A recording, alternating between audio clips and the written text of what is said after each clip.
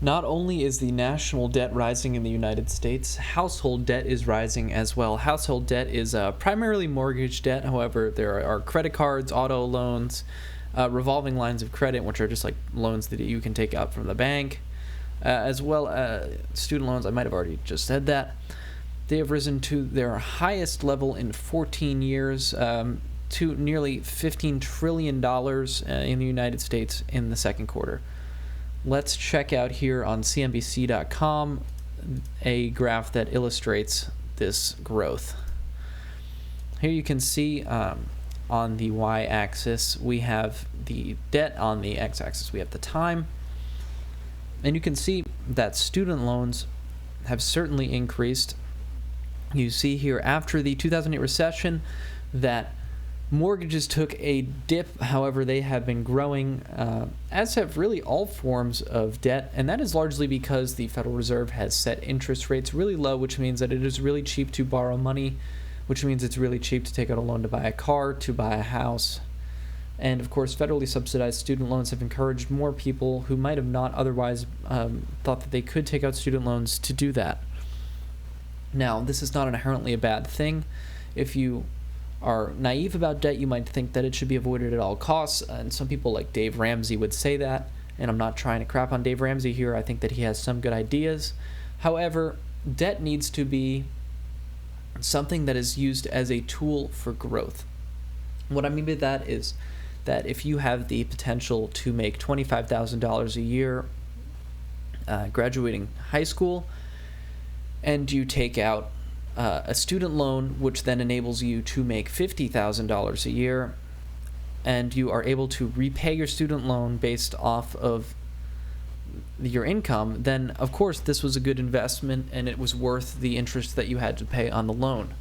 What would be a bad investment is to take out a student loan and not be able to pay that back. Likewise with a house. If you were to only to be able to buy a house that you could buy with cash, most people would never be able to afford a house, which is why the government sets interest rates low. They want to encourage home ownership. That being said, if people get out over their skis and buy a house that they have to finance over a ridiculously long amount of years, or if these low interest rates blow up the housing stock's value too much, meaning that people are paying too much for these houses, then it's not going to be able to be used as a tool for building wealth.